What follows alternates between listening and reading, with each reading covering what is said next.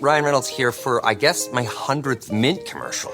No, don't. No. I mean, honestly, when I started this, I thought I only have to do like 4 of these. I mean, it's unlimited premium wireless for $15 a month. How are there still people paying 2 or 3 times that much? I'm sorry, I shouldn't be victim blaming here. Give it a try at mintmobile.com/save. Whenever you're ready. $45 upfront payment equivalent to $15 per month. New customers on first 3-month plan only. Taxes and fees extra. Speed slower above 40 gigabytes. See details. Good morning, guys, and welcome to the podcast. I've got Jamie Truman here, and coming out of Maryland, and she's co-founder of Truman Charities. She's also the host of the Truman Charities podcast. She's also got a book out there, Vanishing Fathers, The Ripple Effect of Tomorrow's Generation. I'm really happy to have her on for this business entrepreneurship podcast and spread good vibes to the communities. Jamie, welcome. I'm glad to be here. Yeah, briefly introduce yourself, and I'm really excited to delve into the questions. Yeah, of course. Yeah, like you mentioned, I've been a co-founder of Truman Charities for about 15 years now, and started the podcast in 2021 and just debuted my book in March, which is great because all the proceeds go to charity, and we've raised about $80,000 for that so far. So that's great.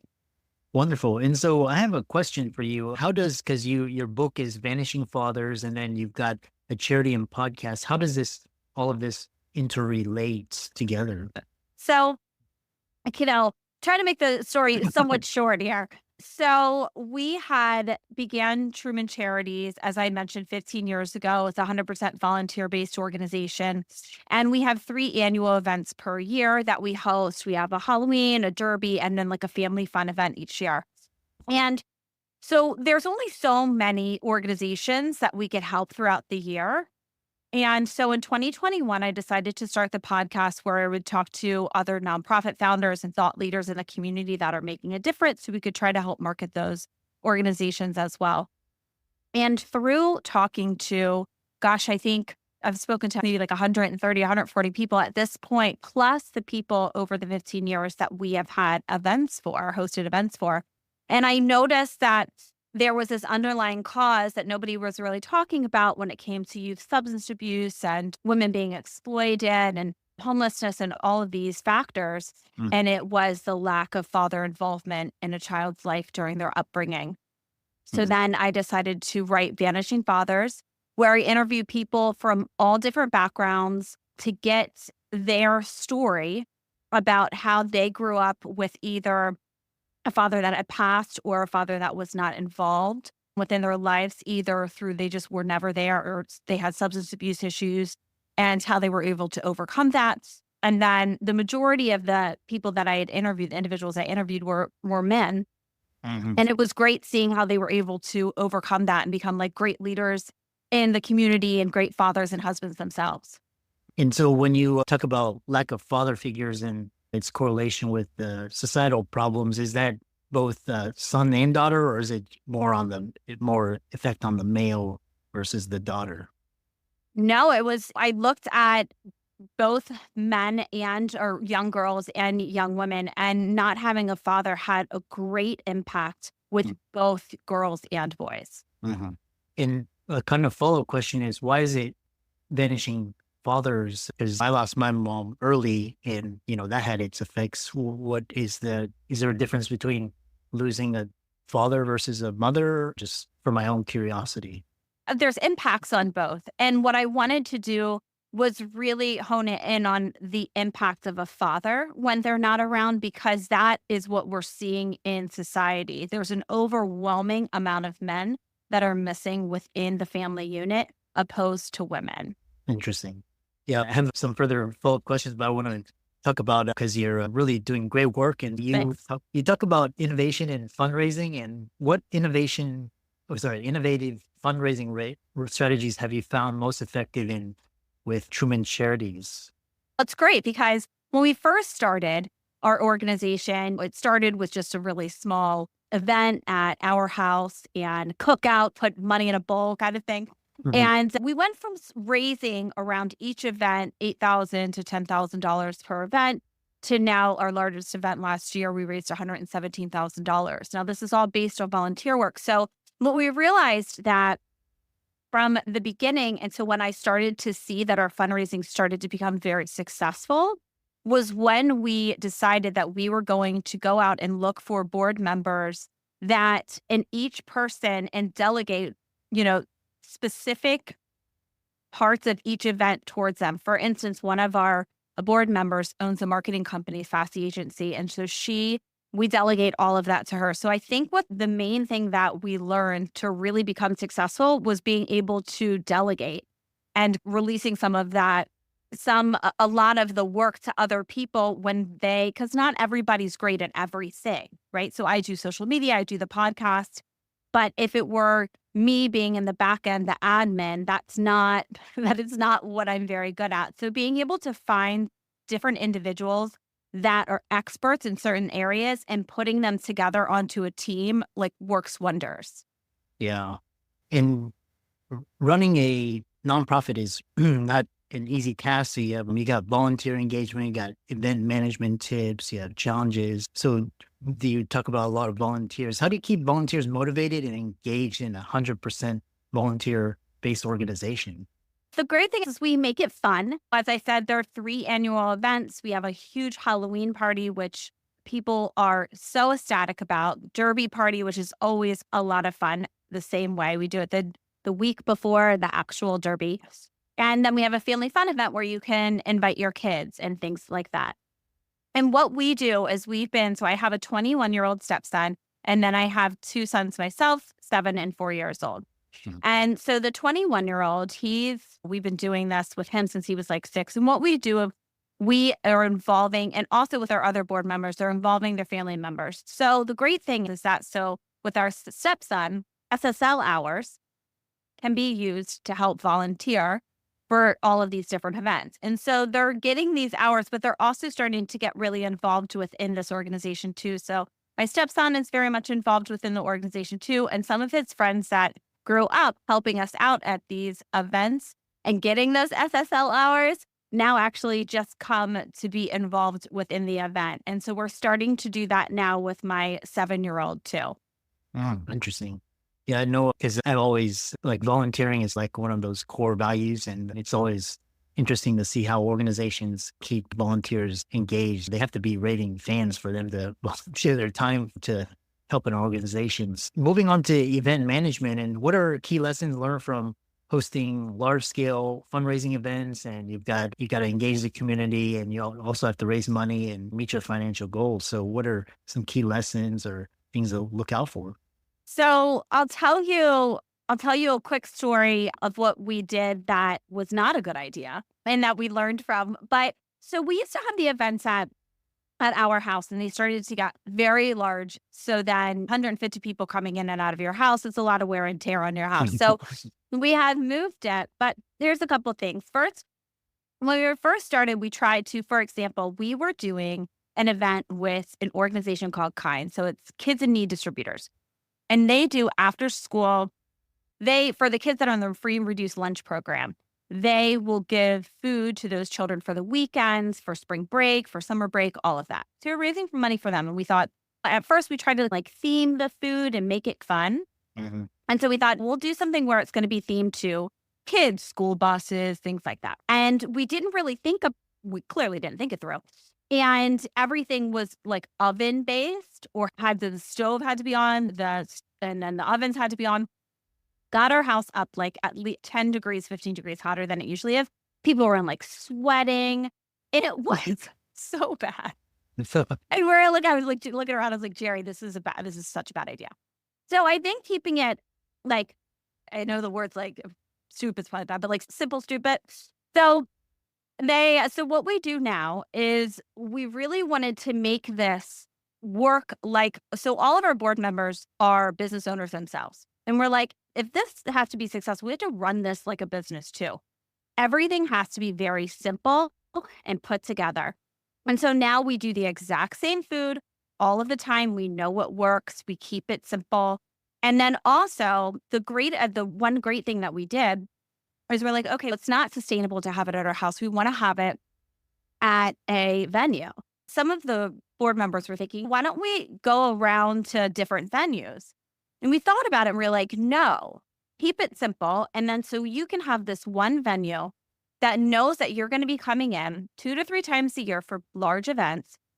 They're going to be more inclined to help you, more inclined to give you a deal on the food. We get the space for free because we're bringing in all of these people to their establishment, and we're building a great relationship with them. And there's people that have come up and asked me, what can I do if I'm on a small budget and I want to do an event or I want to do some sort of fundraiser? What can I do? And there's a great way to go into a venue and say, hey, would you like to be a sponsor? Meaning what we'll do is if you can give us the space, I can guarantee you, say 50 people are going to be coming this evening. And we're also going to do a social media campaign for you. You're going to be in our newsletters. We'll put you on our website. And most venues are very open to those type of like negotiations when it comes to, if you're a sponsor, we'll get this for a smaller amount or for free. So I think keeping it very like simple and structured is the best way. So it ends up being kind of turnkey. Yeah. Because you talked about this story that, in your learnings, what are some of the biggest challenges you faced in running a nonprofit, and how do you address them? How do you overcome them? And then also talk about success stories and your impact on the community.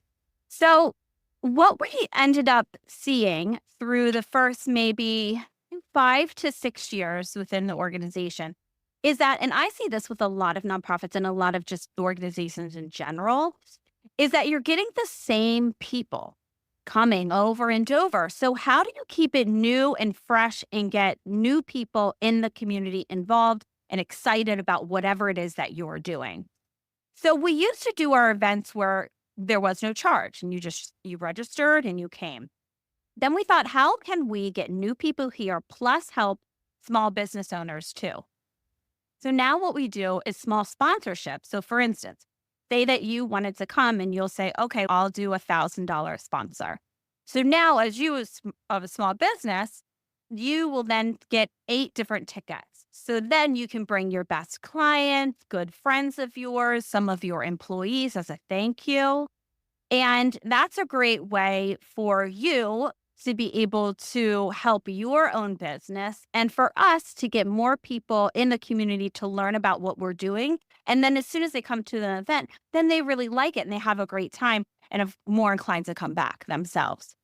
Yeah, I love that. And it's really evident in Truman Charities' measured impact. There's a couple further questions I know we have around 10 minutes remaining. And what is your advice for nonprofits? Somebody's listening to this and they want to start their own charity based on your experiences. How do they get started? Why not just volunteer? Why start a nonprofit? So talking to people that have started nonprofits, there is usually, unfortunately, some sort of tragedy that ends up being a good force. It ends up being something that ends up being great for the community, but it ends up being something that is tragic to them. They have lost somebody that they love, etc. Someone wants to start a nonprofit. They're typically very passionate about the cause that they are wanting to help. So my advice, and I do a lot of these on my podcast. I do solo ones because I was getting so many questions coming into me. So solos once a month and just answer Q&As. And a lot of people will talk about, I want to try maybe a golf tournament, or I want to do some sort of big gala or something like that. And I want to start the 501c3 and they want to do all of this stuff right away. And my advice to you is slow down, do something small first. Why don't you try to do a small event? And then at that point, you don't have a 501c3, find an organization that is doing similar to the cause that, say, for something that you would like to do. So for instance, my husband started Truman Charities because his grandfather passed away from leukemia and one of his good friends was in remission from leukemia. So he decided to have an event for her to raise money for the Night Walk, which was in Rockville here, Maryland. And then after that, he thought this is a really great way to bring the community together and for people to learn about different nonprofits that are around here that a lot of people wouldn't know about if they didn't come to the event. I think that first, do something very small, find a charity that is connected to your cause and raise money for them because it is a lot of work. And you want to make sure that you are ready to undertake that, because maybe what you're going to decide to do is maybe I won't do the 501c3. Maybe I'll just have an annual event once a year for this other particular charity. But if that's something that you want to do, you'll understand after the first time that you do it, how much time and how much effort that this is going to take. And so then you have a better understanding. Also, a lot of people have these great ideas, and golf tournaments are great. They are also the hardest to do. Most time consuming, they are very difficult to do with the amount of manpower that you need, the amount of time that is involved. And so that's something that you really need to think about. And you definitely have to have a large amount of board members or people that are on your, that are involved within your organization, that are huge golf supporters and love golf. It is a very difficult to do. Really think about it. Take it simple first. Yeah. And what future goals, like you obviously accomplished a lot of success with Truman Charities. What future goals do you have in the future? How do you plan to achieve them? What are you looking at? So to date, which I'm very happy about, that we've been able to raise over $2 million for local charities in the area. And what we see in our future is just continuing to do these events, bringing more people, more awareness, which has been really great with integrating the podcast in. So then I'm getting a broader reach of people and inviting new people in to be able, we're an avenue for people to be able to get connected within their community and find a cause that they're really passionate about. And we do see this as something that is passed down generationally. As I said, my stepson is very much involved. Other board members, their family members are very much involved. The family fun event was hosted by my 7-year-old and some of his other teammates that did the kids triathlon for that one. So him and his buddies take over that. And it's really wonderful to see generationally, like the kids getting involved and starting to take a bigger role within the organization. Excellent.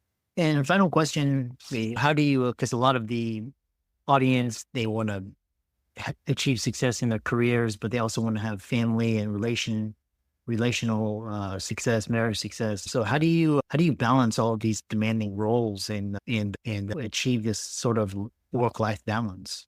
Yeah, that's a tough one, I think, for everyone. But I do think all I can say is for myself and my husband is we have very defined roles on who is doing this versus who is doing that. So there is no confusion on what your particular role is in a certain situation. For instance, my husband, he's in finance. He works long hours. So when it comes to the day-to-day things with the children of all the drop-offs and this and all that, that is what I take.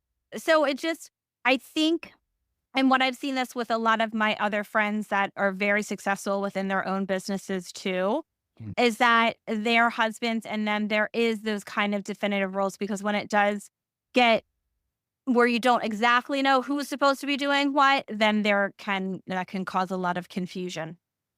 Yeah. How can people find out more about you and learn more about you and check out your work? Sure. So you can follow us. Well, you can go to trumancharities.com, sign up for our newsletter, find out about all of our upcoming events. My podcast, you can find it anywhere, Truman Charities Podcast, and then social, Facebook, Truman Charities, Instagram, Jamie_Truman Charities, and LinkedIn, just Jamie Truman. Yeah, excellent. Thanks so much for coming on and elaborating and shedding light on what you do, and keep up the great work. Yeah, thank you. You too. I love your podcast. Thank you.